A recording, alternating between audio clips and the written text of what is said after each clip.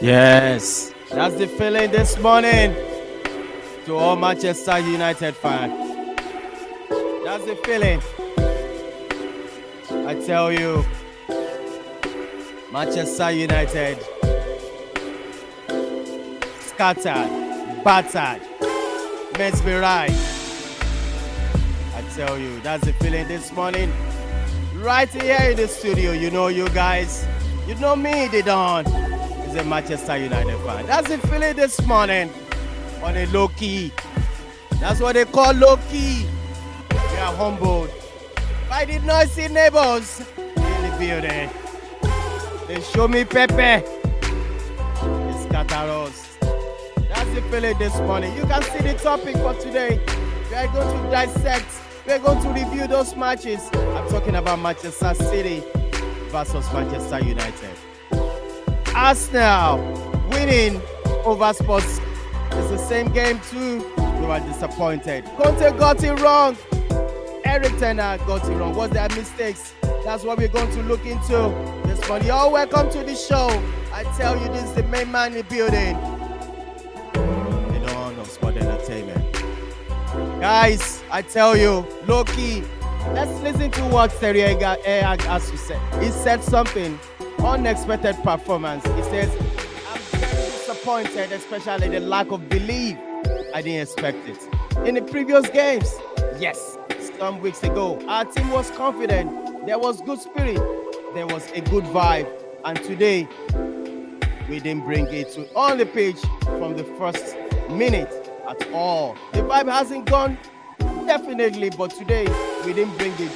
Believe on the pitch. It is possible to play, and we didn't. On the ball, we gave easy balls away. We made many wrong decisions and out of possession. We didn't go on the front foot. I always expect my team to go on the front foot, but today, they didn't do that. That's the word of E.Ten Hag. Oh my goodness. I am in the building. The man, Shayo Mudiora in the building. Shaya is a Chelsea fan. I hope they're going to calm down with me this morning. Not too much bantering from Professor Tuchel is also in the building.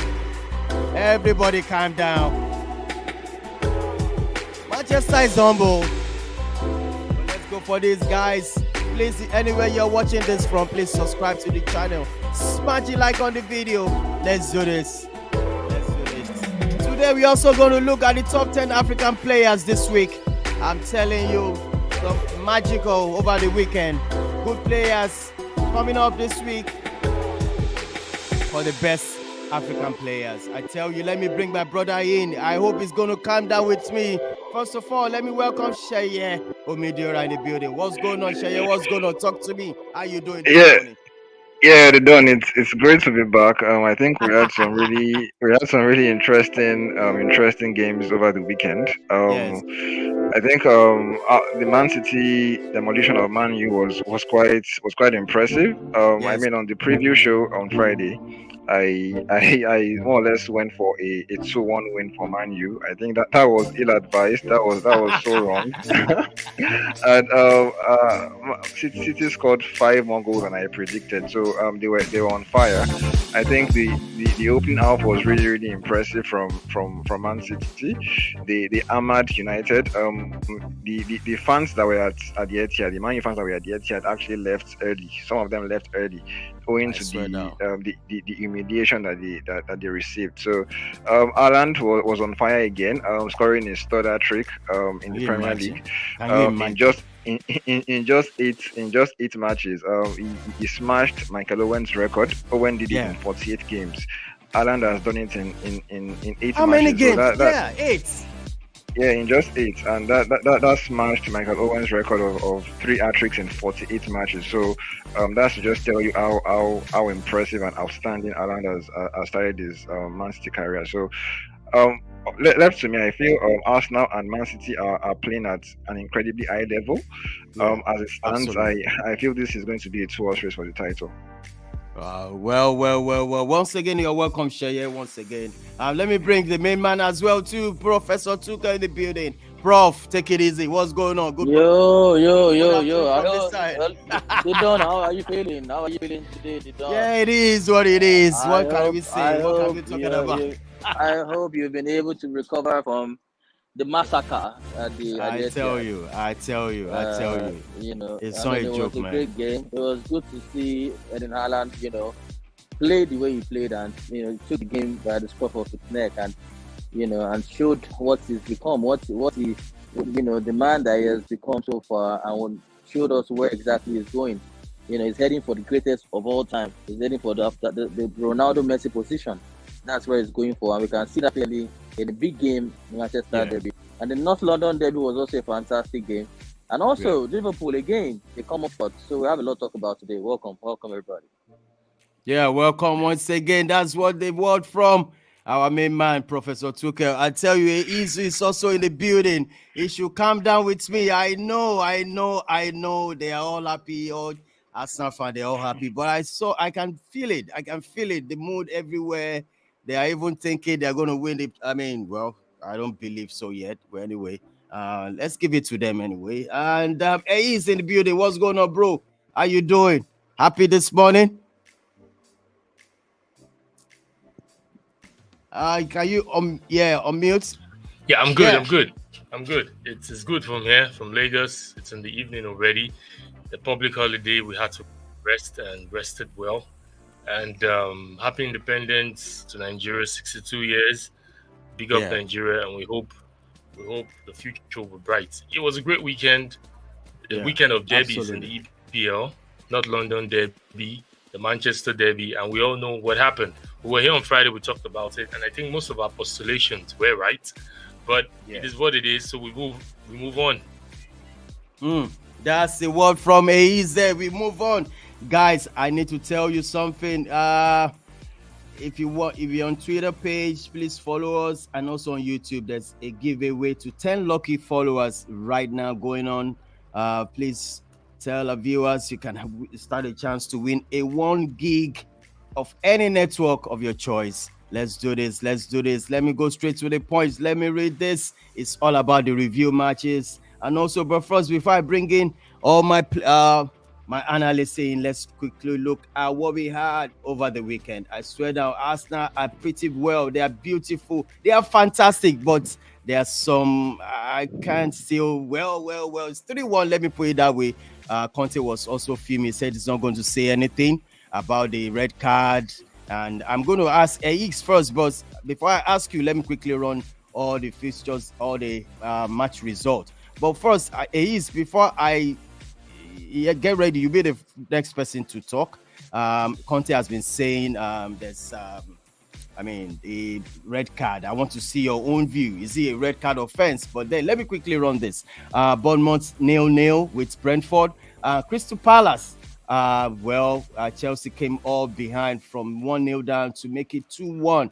I think Professor Tuchel is happy with that result. So also Sheye, who is also a Chelsea fan, they are all happy. Fulham, they messed up. They could they were nowhere to be found. Fulham losing to Newcastle with 4-1. And like I said over the weekend, I won't want Liverpool to win, and they did that. Liverpool 3-3 with Brighton, with one magical player scoring 3 goals. It's a fantastic game. It was a fantastic game. One hat-trick from the main man from Brighton. And also Southampton losing to Everton 2-1. West Ham also winning. Wolves is out. I think the manager of Wolves is out of the game. I mean, it's been sacked or something. I have to confirm that. I think so. Yeah, it's been sacked. Yeah, and Man City. Don't let me talk about that one. Let's move on to the next one, which is the Leeds. Leeds with drawing to being held by Aston Villa at home. It is what it is. Today is going to be another match with Leicester City hosting Nottingham Forest. That will be in a couple of hours now. So let's get into this, guys. All guys, you're all welcome into the show. Greet Eiz. Let me start quickly from Eiz. You can hear me right now. Eiz, your game. Yeah. They said there was a 20 point. Yeah, they said at the point there's a 20 points showing a red card. Really messed the game up, and Spurs couldn't, retaliate back. So, what's your own view about the red card, first of all? Can you hear me? Well, like they say, tables turn and fire burn. Yes, I can hear you. All right. Can you hear me? Yeah, I can hear you now. Yeah, so like they say, tables turn. Yeah, tables turn and fire burns. So I'm surprised Conte had come out after the game to say the red card wasn't a red card. But if we do a detour back to April last season, April this same year, at the Tottenham Stadium, the game that happened, Arsenal were in the game. There was a red card and there was a penalty. So I'm surprised Conte is moaning about a red card. Moreover, the game was at 2-1 before what's his name? The Brazilian made that silly tackle. And if you look at the law, the law stipulates is because of the tweaks that they've made to those rules and regulations from all these referee association bodies. Really, Emerson Royal, the intention wasn't to come and take off Martinelli's leg, but it was a dangerous tackle, and the law stipulates tackles like that, it has to go. We saw what happened to us at the Nations Cup. It was similar to what happened to Iwobi against Tunisia, I guess, when Iwobi was sent off. Tackles like that are deemed to be very dangerous, and it leads to red. So even as at that time, Arsenal had the game in total control. Arsenal were 2-1 up.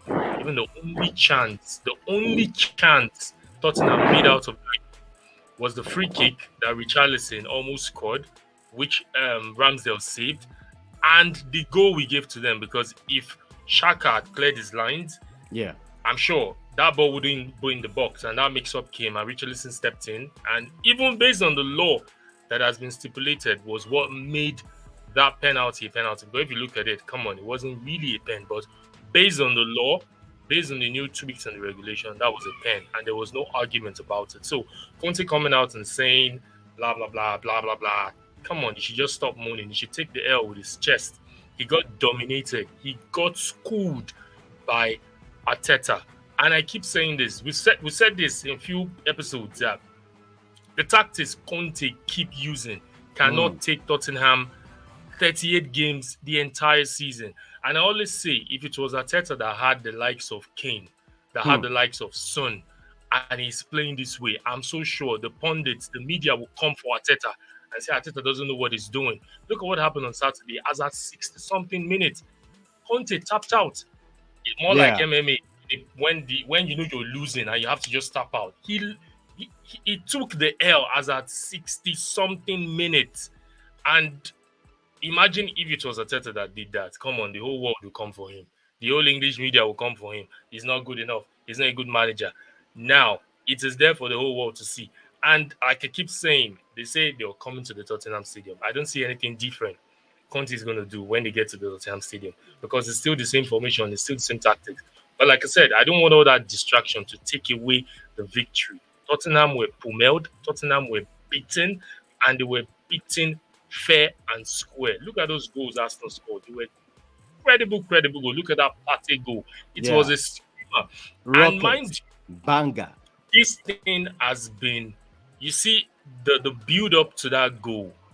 Same happened when Arsenal played Chelsea during the preseason. Same build up to the play. Saka from the left, Ben White inverting and laying the ball down for Saka. That ball would have gone in, but it is what it is. Like I said, Arsenal won the game, and nothing should overshadow it. Conte shouldn't come out and start moaning shit.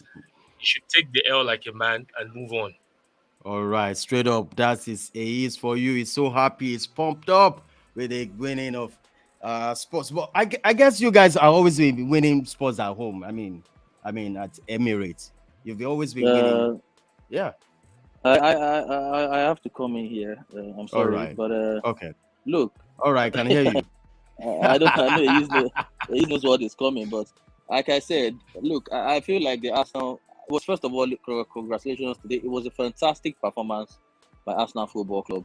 The football that Arsenal played was beautiful to watch, and it's a thing that is synonymous with Arsenal Football Club right from the time of Wenger. They play fantastic football, but the big question is, how many big trophies come with this sort of football? And then, look, Arteta's, yes, the match 2 days ago was a great game. Arteta got the better of Conte. But it's like I said, it's not the first time Antonio Conte is playing this sort of style and going all the way to win the title. I still feel like we all say Spurs have... Hello, can you hear me? I can hear you. Go ahead. We all say Spurs have world-class players. But look, it's just 2 of them.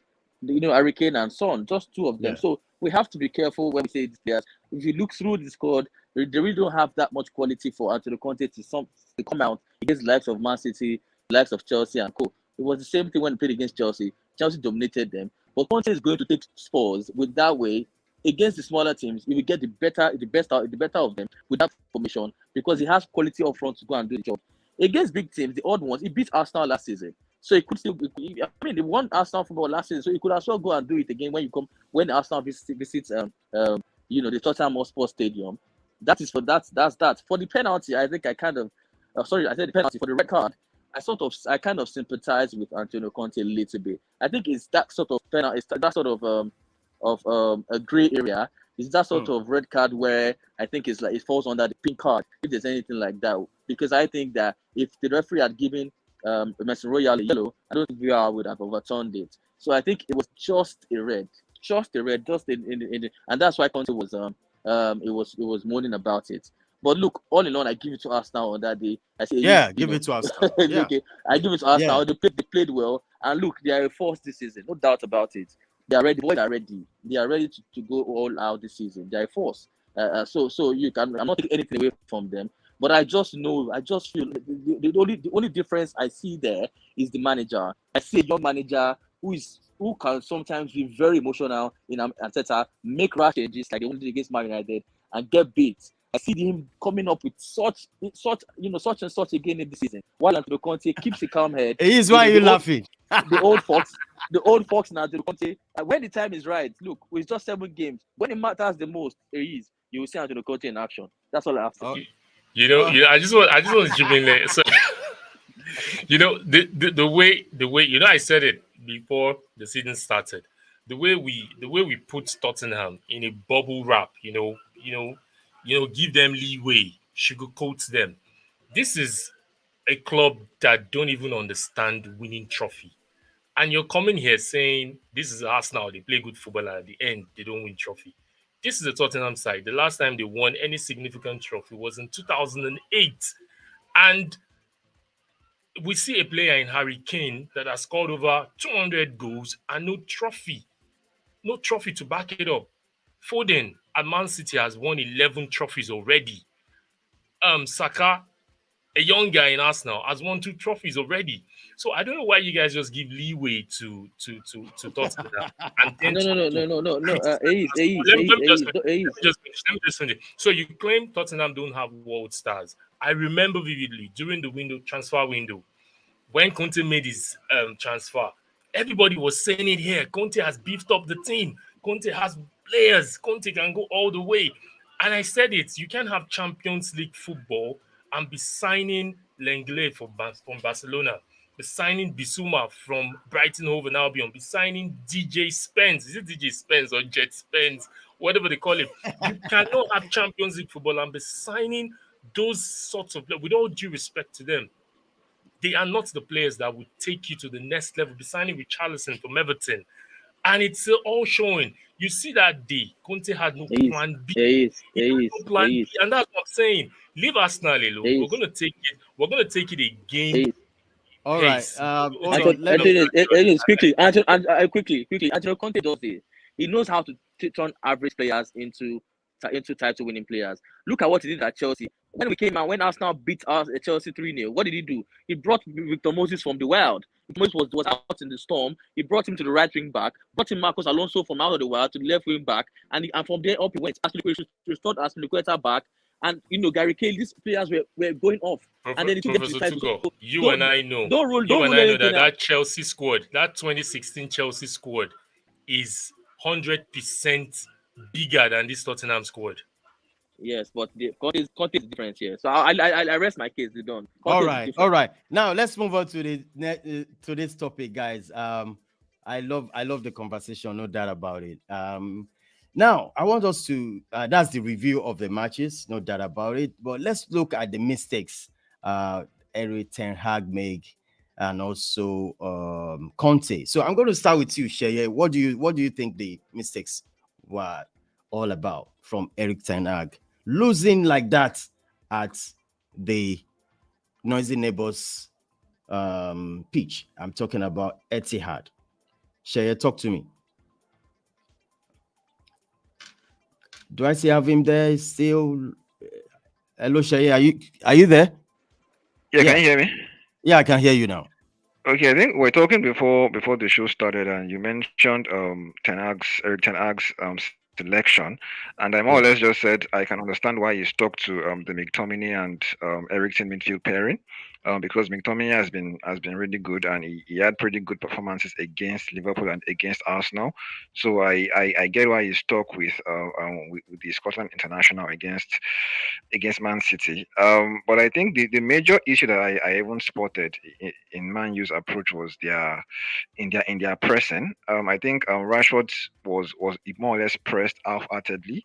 There were occasions where he tried to press the centre back on the ball, either Nathan Ake or Akanji, but you could tell that it wasn't all in really. It was still maybe caught in two minds. He was trying to either press and also block the passing lane, and in the end he did neither, and that allowed the centre backs, either Nathan Ake or Akanji, to either play an easy pass into Gundogan in midfield, or they were able to just drive forward with possession aggressively. There were actually times when I saw Nathan Ake push forward in possession into midfield unchallenged. Yeah, unchallenged. So I think the major issue I saw was in Man U's pressing, and there were occasions where they more or less panicked when he saw that the CB, be it Nathan Ake or Akanji, broke through the first line of press. They panicked. They left their positions. They left gaps in between the lines, and that allowed the likes of Kevin De Bruyne, Bernardo Silva to have being acres of space. So I feel the major issue, apart from maybe Ten Hag's selection, was also Man U's pressing. I think their approach to pressing Man City was really a mess, and Man City were able to expose them really, really, really badly. All right, thank you so much. That's one thing I also noticed. But for me, it's just like the selection for me was that in that kind of big game, the magnitude of that game, I was expecting Casemiro to start. But let me hear from you, Professor Tuchel, on the E.Ten Hag mistakes. That's one of the topic we are looking at. So, Prof, what do you think? The mistakes from E.Ten Hag. Eric Ten Hag showed a great deal of naivety in his first Manchester derby. I think for me, you don't. For me, even the idea of start wanting to press in the first place was false. For me, you can't go to the Etihad. You cannot go to the Etihad with those group of players. I want to go and press the champions. You don't do it. The way Ole Gunnar Solskjaer has won, some of the games he has won was pure Yeah. counter attack football. So I expected him to have gone with pure counter, go with space on the width, and then make sure you have your double six very tight and solid in a low block. That is how I expected him to play because that's the only way you can get joy. Not when you have players like the players that City have. So look, the selection was appalling. I mean, he felt like Eriksen. I felt like he thought they had arrived because you going with Eriksen and Bruno and then the play and Sancho, Rashford and Anthony at the end for me, was egocentric for me. I mean, it was too much of an ego for me because you cannot go with such players. I think it showed Man City disrespect. I think he should have played with a low block. Should have started Casemiro like we all alluded to. And maybe McTominay or Fred and keep it very tight and hope they can hit City on it. I think Man City they are more vulnerable when they are playing on the halfway line and you can hit them on the break. So that was what I felt. Was wrong with the tactics. And beside that, the player performance was very poor. I think Eriksen was better than he showed yesterday because he gave the ball away too much. McTominay, as always, doesn't have a sense of positioning. He doesn't understand the role of the number six. He's very aggressive. He has, he knows how to run. He gives his mind. He gives a lot on the pitch. But the sense, the football brain of a proper number six, he doesn't have it. The Thomas Partey brain. I know he used to be happy with that. He doesn't have it. So he doesn't have it. So I think that was the problem. That was the problem for me. Looking at that team, and I felt I don't know. A part of me felt like maybe Cristiano should have started. I think we are all lost in this press or no press. I think Cristiano gives the likes of Ake and Akonji problems. Ake and Akonji are the third and fourth best defenders in Manchester City.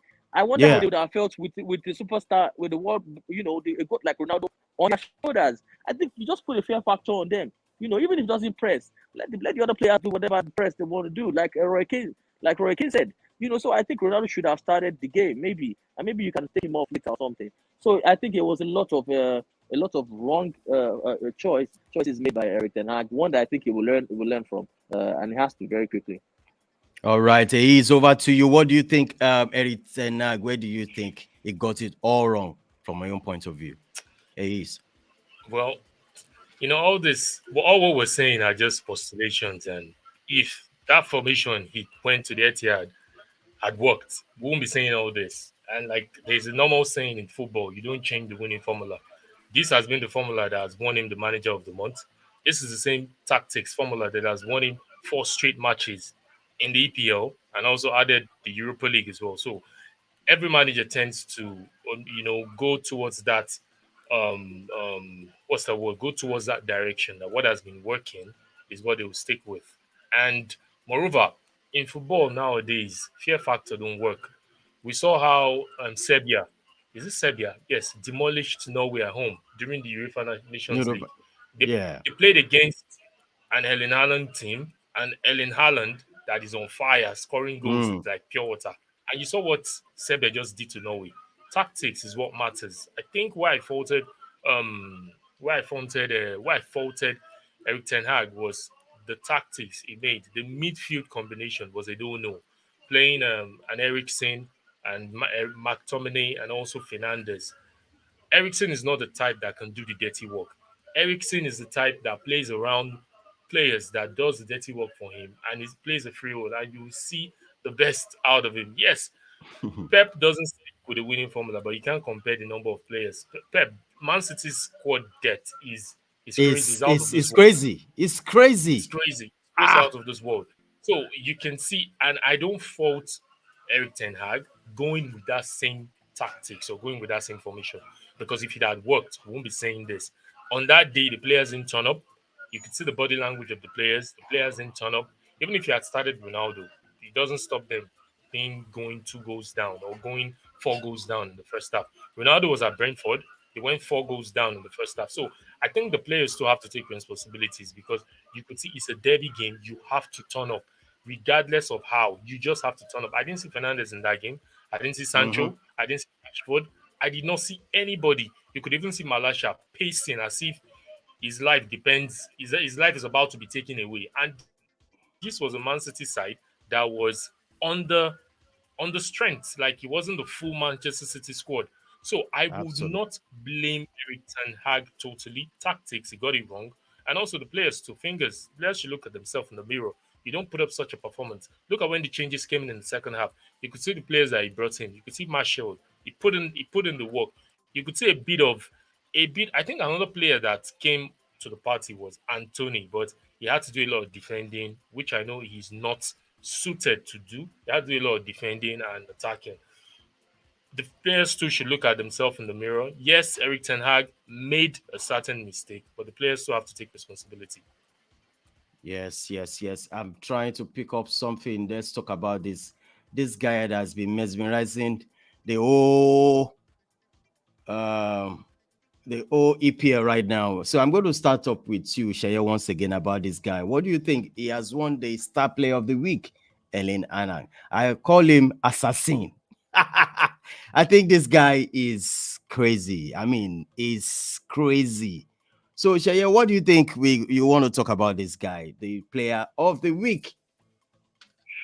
Yeah, it is. Before when he joined Man City, there were several doubts. We knew of his goal scoring record before signing Mhm. for Man City with Dortmund, and even at, Yeah. at Salzburg previously. But we some people, and myself inclusive, we all thought there might be issues adapting to Pep's style of play. We thought, given how the majority of his goals at Dortmund came in transition, where they were able to find him in space in behind the defense. I thought there might be teething problems with Alan adapting to Man City style, but it just seems like they found a way to integrate him. Obviously, in the opening couple of games, you could tell that they were still trying to play with him and then try to find him in the right positions. But I think since the I think his first hat trick, he has gone on from strength to strength. It's actually weird that the only game he has not scored this season was against Bournemouth, Yeah. Scott Parker's Bournemouth, and he has even been fired since that win for Man City, since stopping Alan from scoring really. So I just feel since then he has gone on from strength to strength. His movement is just really deadly. It's hard to pick him up. 1 minute you can see him in your sight, and then in like 2 or 3 seconds he has escaped from you. He scores goals that are really really hard to even understand. The way he moves, the way he Moves. anticipates, Yeah. the way he anticipates I think it's just really impressive. I actually think if he avoids injuries, he's going to smash Salah's 38 game record. I think Salah scored 32 goals in his first season back at Liverpool. I see Salah, I see Haaland supplanting that, and then some. I think he might hit 40 goals really if he avoids injuries. To be honest. All right, guys. Once again, Ellen Allah is a Star Player of the Week. For me, it's phenomenal. I mean, it's phenomenal. Forget about this guy. So, Professor Tuchel, what do you want to talk about the Star Players of the Week? Ellen Haaland. Look, I call him Assassin. Haaland, I mean, I call him a machine, a robot. Look, Ah, there's nothing he cannot do. I mean, a lot of people, a lot of accolades have been coming in for him, and very well. So I think it's just beautiful to watch. He makes scoring goals easy. So he does the hardest part. easily. You see, the hardest part of scoring a goal is preparing to score the goal, and he does the preparation very well. So when the movements he makes, the arrivals, the anticipation for the ball, he does it so easy that when the goal comes, it makes the goal look easy. But he has done all the work in trying to prepare. So I think Eden Haaland is just a beauty. I mean, I remember when we had the debate on this show, who is more likely to be the world best between Haaland and Mbappe, and I know I argued for Haaland that day, and it's coming to reality now because the way he's going, the way he started, if he keeps on Yeah. banging these numbers and Hmm. City go on to win trophies, he's just going to be just my clean sheet, the world best player. So I mean, Yeah. we can't speak highly enough of any Haaland at this moment in time. It's just a joy to watch, and then the way he takes on his interviews, he doesn't speak much. he doesn't speak too much in the interviews. He just wants to get on with the game and score goals and break records. I'm very, very excited to be watching him. I'm happy to have him in the Premier League. To be watching him week in, week out is just a pleasure. It's a pleasure. Yeah, it's a pleasure. I tell you, it's a pleasure having Elinana at the EPL. He's over to you about this guy, this our star player of the week. Is there anything you want to talk about Elinana? And I want to ask you, do you use him as your captain in fantasy league? He's my captain in FPL, and he got me 40 points. I messed up. I should have triple I captained messed him. up. Yeah. Oh my goodness. Oh But- my goodness. I think I'm the one that I was score so low because I didn't use him as my captain. I think from now on, Ellen Allah should be the captain throughout the season. Yeah. Yeah, say something about this guy. Tuchel, they've spoken well. They've spoken well about him. He undoubtedly is the best striker in the world right now. And what gives me joy is his goal scoring prowess will fetch him trophies. He's not going to be like one guy in the North London club over there scoring lots of goals and not winning any trophy. Monsieur always do the same. Salty. Oh my goodness! His goal scoring record will fetch him trophy. That's all. Enough. It's going to fetch him trophy. That's it. Let's go into this strong. This is going to be our last segment. We're going to talk about the 10 African players. We don't have Kunle here.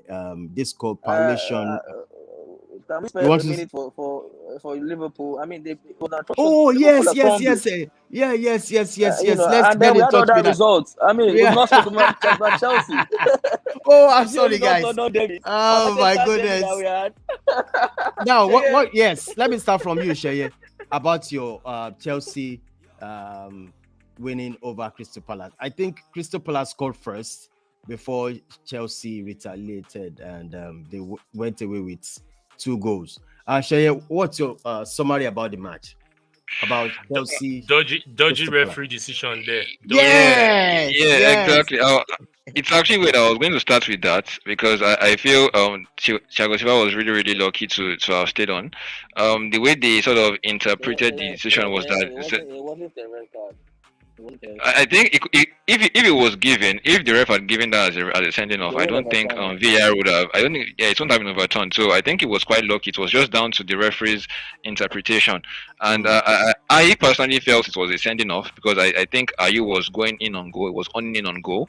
But then maybe they felt it was somewhat far from goal. They also felt there were a few recovering defenders. But I personally feel there was a chance on there for Ayew to have scored. So I think he prevented a goal scoring opportunity, in my opinion. I don't think Chelsea played particularly well. I feel, to be fair, they were able to respond to Alton Edouard opening the scoring, I think after 7 minutes. But I don't think it wasn't vintage Chelsea, but something about Chelsea in recent months has been that they've struggled to come from behind to win games. Fine, I know they did that against West Ham last month or thereabouts, but still I think they have broadly struggled to turn games around. But they were able to do that at Crystal Palace, a really tough ground against a team that has posed problems for several big teams so far this season. Post Arsenal problems, post Liverpool problems at Anfield, and also nearly beat City at the Etihad before Eden Haaland came to the fore. So I think it was a decent to good victory. I think they can still improve on some certain aspects. I was pleased for Aubameyang to see him open his account for Chelsea after firing blanks in 2 Champions League games. And I know we're talking about the Premier League, but I think him having a good game will be vital for Chelsea in the Champions League tomorrow or on Wednesday, I believe. Yeah. So, Prof, I want to ask you about what is really going on with Liverpool right now. I mean, this guy showed them Pepe. I mean, scoring hat-trick. What do you think is actually going on? I mean, Trossard of Brighton scoring 3 goals. What is actually the problem with Liverpool at the moment? First of all, not to take anything away from Brighton, I think it was an absolutely gracious performance from them. And they just continued from where Graham Potter stopped. That's what the new manager just picked it up from there. They are playing fine, flowing, beautiful football. And Leonardo Trossard has been in fantastic form as well this season, scoring goals for fun. Liverpool, we all know. I think there's an array of problems in Liverpool. I think right from the right back Trent Alexander-Arnold, who has been subject to so many criticisms already this season. He has been atrocious defensively. He has been poor. He doesn't just know how to defend. That boy doesn't know how to defend. But then usually you see Van Dijk covering and putting him back in place. But the so-called Van Dijk as well, has lost form. It was culpable for the last goal and a couple more goals this season. So it's an array of problems. Fabinho was nowhere to be found. He was missing passes. I still feel like the impact of Sadio Mane in that thing cannot be overemphasized.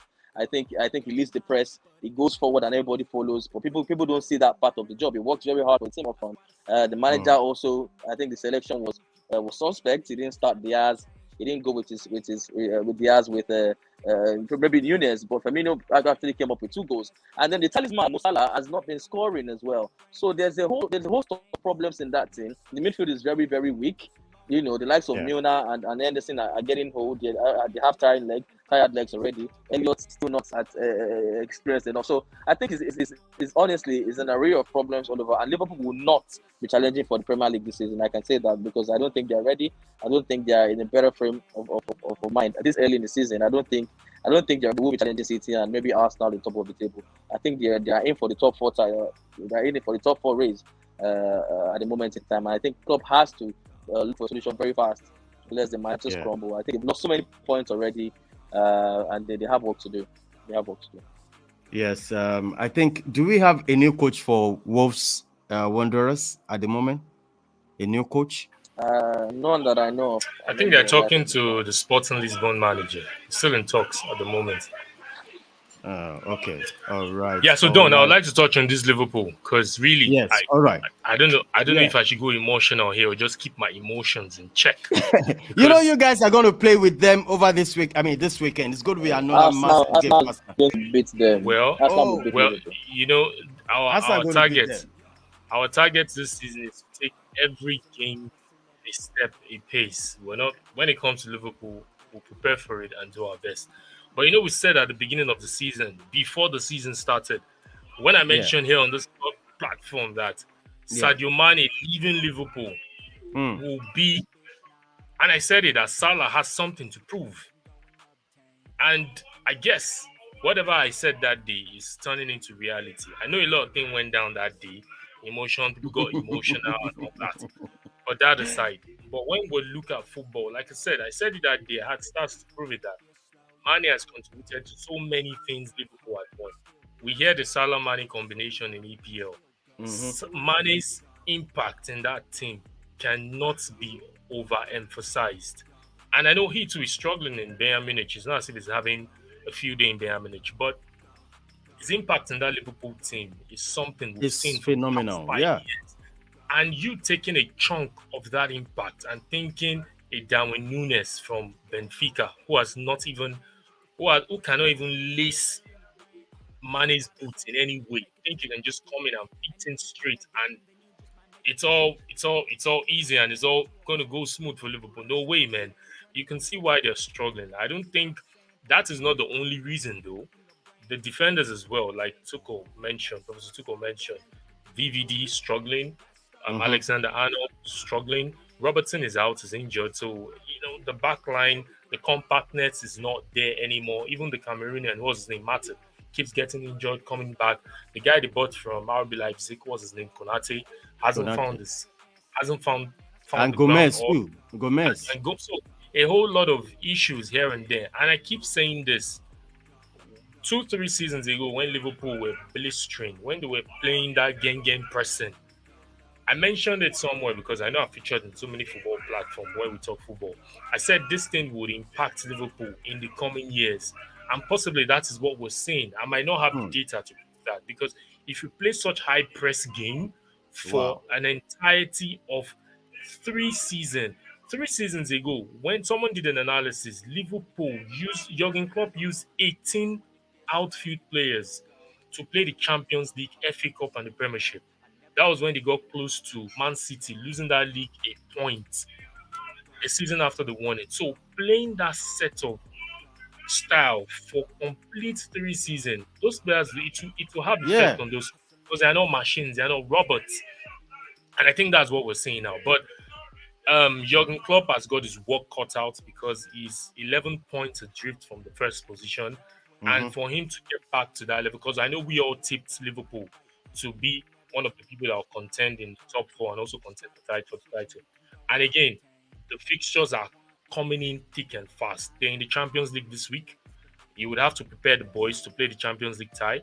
And also after the Champions League tie, you have to prepare the boys to play the Premiership. So I just hope Jurgen Klopp survives this. But like I said, it's all free and square for everybody to play. It's a competition. So if you put in your best, you win. If you don't put in your best, you take the L. Yes, that is it. That is it. Let's move straight to this African top players and top 10 African players this week. The compilation was done by Kunle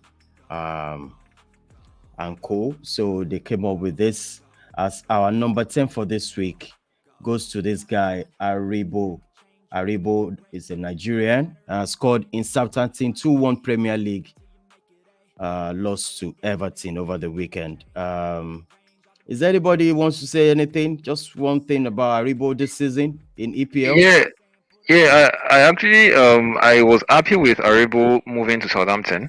I felt Arsene Otil's formation, the usual 4-2-2-2 tactic that he has tended to employ at St Mary's was going to suit Aribo.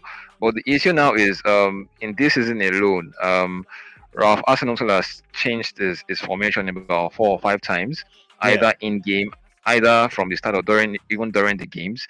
I checked FBref over the weekend, and apparently Aribo has played in 7 positions.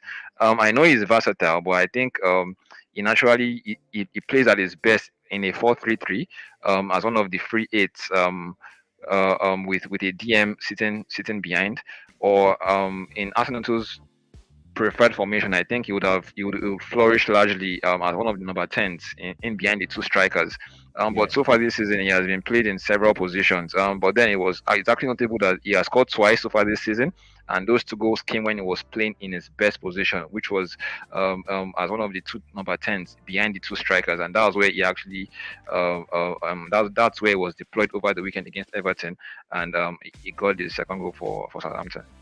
All right, let's go straight to the number 9 for this week. Goes to Demola Lookman of Nigeria, who scored in Atlanta 1-0 Serie A win over Florentina. So that was our main brother, Demola Lookman. The next person on this one is Chidioze Waziem. He's also a Nigerian, scored in, I don't know how to pronounce all this. Can you please help me with this? It's scored in Hajduk Splits. That's one is in Croatia. Only they try. All right, his name is Chidioze Waziem. And also, I'm going to start with this guy. Number 7 for this week is Alba of Gabon, scored in Chelsea. I know Professor Tuchel is so happy with this. How do you feel, Professor Tuchel, with this guy?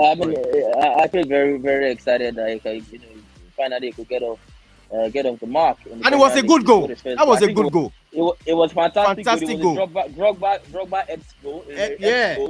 It reminded us of the Drogba, the way he turns, swift turn and one-time shot into the bottom of the net. I think more of that to come. More of the same, please, Aubameyang. More of the same. All right, flying away to number 6 for this week is going to his main man, his proud man, his Jayawan. His name is Party. Party. Yes, I said it. He scored a I love that goal. I watched it it's a fantastic goal. He's go for it. I just feel Arsenal need to rub the guy, wrap him up in a bubble, injury-free wrap. Anything you need to put, I like the way Arteta just took him off at the 72nd minute because he knew the game was done. And I know he would not even play him in Europa League on Thursday. We want to keep him fresh for Liverpool. And it was a good goal. Worthy to be in the top 10. Yes, straight down to number 5 for this week. I tell you, I don't want to pronounce them so well, but I'm going to pronounce it. It's Inoki Williams. Inoki Williams of Ghana, who scored in Atletico Bilbao 4-0 La Liga win over Almeria. Sorry, is he his brother that featured for Spain? Was he his brother that featured for Spain? Yeah. Shaya, do you know anything about Inoki? You want to say something about Inoki? Oh well, I was just answering Ace's question. It's Neko Williams. That's Inaki Williams' brother, actually, that plays for Spain, or that played for Spain over the international break. Yeah. Okay, all right. So he decided to just play for Ghana. Yeah. Well, he wasn't called up to Spain. All right, it's a fantastic player. Moving to number 4 for this week. Straight up, his name is Sadio Mane of Senegal. He scored in Bayern Munich 4-0 Bundesliga win over Bayern Leverkusen. He scored a very good goal there. And also, Olusoya is going to be at number 3. Didon, sorry. Can you just flip back to that number 4? This is the guy. Is this the guy they want Darwin Nunes to replace? To replace his old scoring. Come on. No. It's a PTI rate is not to this show, man. All right, Slade breaking it to number 3 is going to be Antonia Olusoya of Nigeria, who scored in a brace. I don't know, HJK Helsinki of. We're there everywhere. Africa is everywhere. Africa is everywhere. Yeah. Which country is this? Finland, I guess. Yeah. Antonia Olusoya is making number 3. Straight to number 2 for this week. I swear down, his name is Cedric Bakambu of Bakambu. Oh my goodness. Bakambu. He scored a brace in Olympiacos Greek Super League win over Atromitos. Voila. All right. Our number 1 for this week, his name is Anguissa of Cameroon, who scored a brace Yeah, I think you remember this guy in Nations Cup. He didn't play too well. You know one thing about this guy, Yes. Yeah. No, even at Fulham. He was one of the guys Arteta was scouting then to for real? To be a backup to Partey. Yeah. But then moved, when Fulham got relegated, that was when he moved to Napoli. And he has been massive with Napoli. And also, see, when you see players like this, just while at the EPL, he didn't make it. And look at him playing well in Italy, doing well for Napoli. Yes. Yeah. All right, guys, we're going to wrap this show up. Thank you so much, everybody, for showing up on this show. It is what it is. Over this weekend, we're going to go into. It's going to be a fantastic match, and I want a his on Friday. It's going to be a massive match between Emirates and A's. Okay, I think Liverpool, they are coming to Emirates. They are coming to the Emirates. Yeah, I think. Oh my God! I mean, your the thing about. I mean, Emirates I told Emirates that they should inform. Can you hear me? Yeah. Go ahead. What are you saying? I can't hear you anymore. You want to say something? You want to drop a bomb? I feel the approach Arsenal is taking this season is taking every game, which I love, because it's not going to be like this. There will be time when you lose, there will be time you win. But are you confident going to this game this weekend? Are you confident going to this game? I know. I feel Arsenal. We have looking at the record. I like looking at the record. Liverpool have been successful in the past 5 seasons. I think they've only lost once, which was during that lockdown. It was a tricky win that Arsenal won them 2-1. Goes by Alexander Lacazette and Nelson. Yeah. So Liverpool has been successful at the Emirates, and that is due to the style and the confidence Liverpool coming to the games with. This time around is a bit different because Liverpool are a bit short of confidence. We look at the game they will play on Wednesday. I don't know who they are playing in the Champions League. I don't know if it's away or Rangers. They're playing Rangers. So, at Anfield, right? Yeah. So that's a game where they can use to boost confidence get everything right. It depends if the game goes right, if the game goes wrong. But they're coming into the Emirates. They'll want to turn up. I know it's going to be a good game. It's going to be a good game. All right, guys, let's sign I out. told Iris that it's interesting to see what Alexander Arnold does against Martinelli, because I think Martinelli will destroy him and Jesus will destroy him again. So let's look at it. All right, until then, on Friday, guys, thanks for showing up. AEs, thank you so much. Professor Tuchel, one love, people, and Sheyo Midora, thank you so much for coming. Yeah, anytime. All right, thank you so much. AEs, one love, man. Take care, man. All right, guys, on this one, I'm going to sign out. Yeah, please smash a like on the video, subscribe to the channel, INTERCONTINENTAL SPORTS TV. All right, gotta go now. I'm going to leave you guys with this. Yeah, the winner.